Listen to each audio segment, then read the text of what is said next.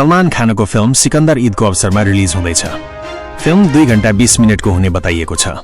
फिल्मको ट्रेलर 22 वा 23 मार्चमा रिलिज हुने अनुमान गरिएको छ। यस फिल्ममा सलमान र रश्मिकासँगै काजल अग्रवाल, सत्यराज र अन्जिनी धवनको पनि अभिनय देख्न सकिनेछ। इजरायलले गजामा भीषण आक्रमण गरेको छ, जसमा एकै दिन 400 जनाको मृत्यु भएको छ। हमासले युद्धविराम अस्वीकार गरेपछि इजरायली प्रधानमन्त्री नेतन्याहुले आक्रमणको निर्देशन दिएका हुन्। उनले नागरिकहरूलाई सुरक्षित स्थानमा जान आग्रह गर्दै हमास विरुद्ध थप सशक्त आक्रमण गर्ने चेतावनी दिएका छन्। भूमध्यसागरमा आप्रवासी डुङ्गा दुर्घटना हुँदा 6 जनाको मृत्यु भएको छ भने 40 जना बेपत्ता भएका छन्। ट्युनिसियाबाट आएको डुङ्गा लाम्पेडुसा टापु नजिक डुबेको थियो। उद्धार गरिएकाहरूले डुङ्गामा 56 जना सवार रहेको बताएका छन्। महिलाको चरित्र हत्या गरेको आरोपमा नुनु राय पक्राउ परेका छन्।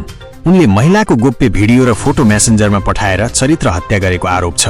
उनी विरुद्ध विद्युतीय कारोबार ऐन अन्तर्गत अनुसन्धान भइरहेको छ। टोखाबाट 25 करोड रुपैयाँ सहित पक्राउ परेका ट्रक चालक कुसाङ लामालाई राजस्व अनुसन्धान विभागमा पठाइएको छ।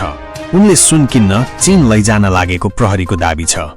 तर यसको मालिक को हो भन्ने अझै खुलेको छैन। अमेरिकी न्यायाधीशले एलन मस्कले युएसएड बन्द गर्दा अमेरिकी संविधानको उल्लङ्घन भएको निर्णय गरेका छन्।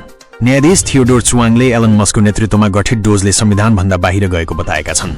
उनले सरकारलाई थप निर्णय नलिन र बन्द मुख्यालयमा कर्मचारीलाई फर्काउन आदेश दिएका छन्। म्याग्दीको मालिका गाउँपालिकामा जीप दुर्घटना हुँदा नगेन्द्र रसाइलीको मृत्यु भएको छ भने 3 जना घाइते भएका छन्। जीप सडकबाट 50 मिटर तल खस्दा दुर्घटना भएको हो। चालकको लापरवाहीका कारण दुर्घटना भएको प्रहरीले जनाएको छ। ललितपुरको बागमती गाउँपालिका 3 मा गाडी दुर्घटना हुँदा सहचालक मनोज सुनवारको मृत्यु भएको छ। बा 20/78 नम्बरको गाडी अनियन्त्रित भई दुर्घटना भएको थियो। घाइते चालकको पाटन अस्पतालमा उपचार भइरहेको छ। बालिकालाई यौन व्यवसायमा लगाएको आरोपमा होटल सञ्चालक शम्भुलाल मल्ल पक्राउ परेका छन्। बालाजुमा होटल चलाउने मल्लले 2 बालिकालाई यौन व्यवसायमा लगाएको प्रहरीले जनाएको छ।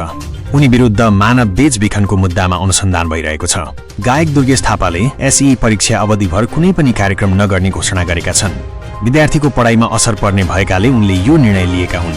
उनको पछिल्लो गीत दुश्मन हेरेको हेरे युट्युबको ग्लोबल ट्रेन्डिङमा छ। सम्पत्ति शुद्धिकरण मुद्दा दर्ता भएपछि रवि लामिछानेको सांसद पद निलम्बन भएको संसद सचिवालयले जनाएको छ।